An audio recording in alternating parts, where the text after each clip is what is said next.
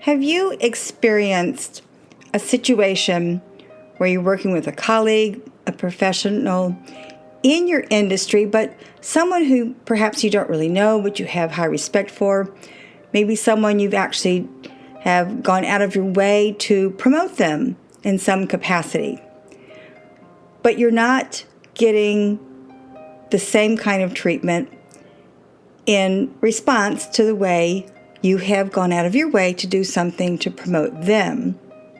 What I have found in my small business as a podcaster, especially now that I have built a new service in my podcasting business, I provide public speaking private lessons. I have reached out to several people to ask their advice. I find that when you're a small business, you're a solopreneur, you have investors who want to take your money. You have takers who don't add value to your conversation, to you, or to your business. And then you have givers. There are pros and cons, obviously, in having your own business.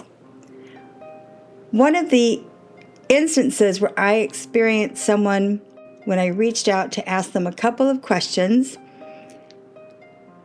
the response was, I'll send you basically an invoice for us to get together. He wanted me to hire him when all I really had was a couple of questions. I wanted to explore the idea of creating another podcast, or maybe just doing a once a month podcast regarding my online courses, Fear of Public Speaking, which is private. It has everything to do with someone else's time and day. I don't schedule it. Instead of him saying, yeah, let's just have a discovery call in, 15 minutes and I'll help you out with the direction. Instead, he wanted to charge me. That is also an investor because he wanted money from my business, but he also is a taker. And the sad situation about this is that I actually did a YouTube training video, I think 2 years ago, which I promoted his business and his teaching. I had high regard for him. Oh, be careful if you have your own business. Find a mentor, because I believe in getting help from other people, and you shouldn't have to pay for every darn minute.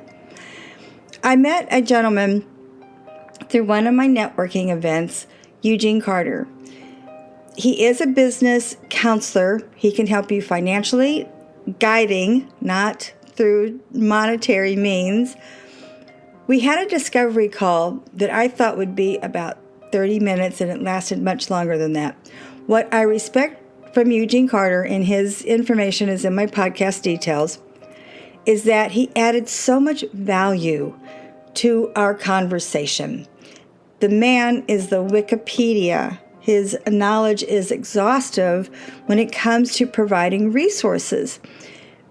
The private public speaking online courses that I have created are really created with the student/client in mind. It's geared toward their time, their schedule. They can choose one class or they can choose 6. It's very user-friendly. He guided me toward funding, grants, like Hello Alice, sources like that, but he also said that I had just a really winning business concept. It's been copyrighted because I really believe in it. He guided me toward SCORE, which is the Organization for Retired Executives. I would be teaching through that. He guided me to government contracts. He guided me to all kinds of colleges and universities and schools. He also said, you really need a business plan, Valerie. He's absolutely right. I actually used ChatGPT to help me write my business plan. Such clarity. This man provided such clarity. I was really in a situation where I couldn't see the forest for the trees. We had a really fruitful meeting. The other aspect that I liked about working with Eugene Carter, he reiterated the ideas that he shared with me. And he did that twice during our conversation. that I found was the most helpful because we had so much going on between our conversation that if we had ended our call and he hadn't reminded me twice of how valuable his information is, and he didn't use those words, he just reiterated his guidance, all the valuable information he gave me. I believe we all need someone like Eugene Carter. Yes, he charges, but he doesn't charge for the discovery call. I will share with you in my heart of hearts, if I were going to have someone like this help me gain clarity, I would absolutely hire Eugene Carter. So check out his information on my podcast details. Really, such a great interaction between us, and I can't believe all the information he gave me, and I'm already working on it, Eugene, so just so you know. When you want clarity and focus in your everyday life, because I was starting to feel very overwhelmed, I had so many avenues to go down with my new project of the private public speaking courses, I believe that practicing yoga or meditation every day gives you a huge amount of clarity and focus. Yes, Kundalini Yoga is my yoga of choice. I have included Hara Prakash, my favorite teacher. She has a YouTube channel, but pay attention to the gong link that I have. The gong is obviously a gigantic gong. Women play the gong and men yoga teachers play the gong, but Hara Prakash is the best. It's not so much that it has a soft sound, but it has a resonating inside your chest. She does warn everybody, do not drive your car, do not operate machinery. This is no joke. It puts you in a state of sleep, very light sleep, but it does put you in a state of sleep, which means your subconscious goes to work. For those who don't know about this, I'm not going to get into it because it's too woo-woo, but our conscious and our subconscious mind is totally different. When you go to sleep, your subconscious is going to work for you. That's why before you go to bed, you only want to think good thoughts and listen to like Wayne Dyer. I have a Wayne Dyer link on my podcast. Focus and clarity you can get through meditation, and you can also get it through Kundalini yoga classes. Also have information in my podcast details about Soothe Our Souls, their fundraiser, and they have a really cool new wellness center in Treasure Island that covers all the woo-woo aspects of wellness. I think they're doing a women's circle this week. Yeah, this week. I think today. Oh yeah, it is today, April 26th. I'm lost right now. Lastly, wine. I have been talking about that really cool newsletter called 750. They covered an article regarding viticulture in the United States, how climate change is changing so many things for the vintners. What they predominantly focused on was vineyards in Texas. Now, I am a wine snob. I just won't. I just can't. The reason I'm not ever going to try Texas wine, sorry Texas, one, I was raised there, so I'm really, don't want anything from Texas.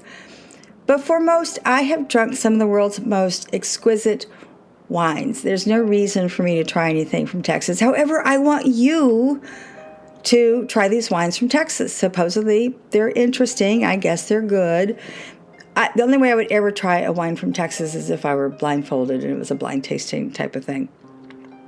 It is interesting when you think of wines being created in Texas. Texas has truly hundreds of microclimates, but they do have some AVAs.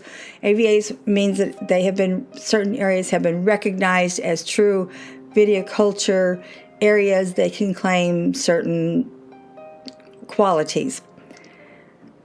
What I would suggest, I haven't looked, because I'm a wine snob, I haven't looked at the areas that Texas has created for their AVAs. To me, the environment is too hot, it can be too dry, and it can be too wet. However, if they are growing wines, if they are growing grapes, East Texas would probably be the most interesting area for them to grow vineyards. It has gently rolling slopes. It has a lot of pine trees. It's a cooler climate. It's in the north part of Texas and the east. Well, when you try Texas wines, will you send me a note? Go to my email or Instagram, or I think my phone number is somewhere. You can text me whether or not you liked them, but I'm not doing it. To conclude this, there are investors, there are takers, and there are givers in your world, especially if you're a solopreneur. Keep your guard up. Work with the folks who are going to give and take with you as a business person, as a solo entrepreneur. Don't think that you have to pay for valuable information, not at the beginning when you're just building your business. To keep clarity and focus in your life, listen to the gong. It's so cool. You could listen to it before you go to bed, and you'll go to sleep, and you'll sleep really, really well, and your subconscious is going to take care of you when you do things like listening to the gong. Lastly, I would love for you folks to try the Texas wines. Send me a heads up or a thumbs down. Tell me where you tried them. Tell me what you thought. Tell me what you had. Don't send me a bottle. I won't drink it. To conclude, I'm Valerie Hale. I create this podcast once a week, Wealth Yoga Wine, to help people create a blueprint for the life they deserve. And my link to my private Fear of Public Speaking courses is also in the podcast. You can sign up for a discovery call. You do not have to take a class. If you have certain information, it can be a 15-minute call or a 30-minute call. Very flexible. This is all about you, not about me. Merci, au revoir.